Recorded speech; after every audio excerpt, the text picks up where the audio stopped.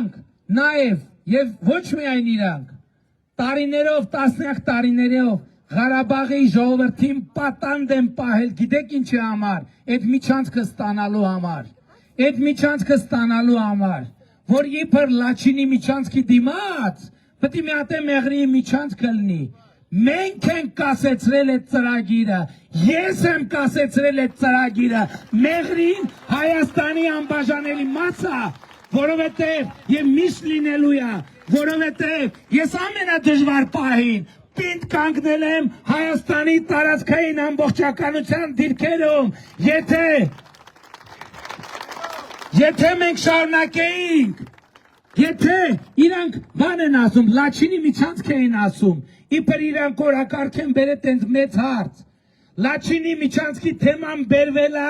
Մեղրին Հայաստանից օտարելու համար եւ ես եմ կանգնեցրել այդ թեման, Մեղրին Հայաստանի անբաժանելի մաս է,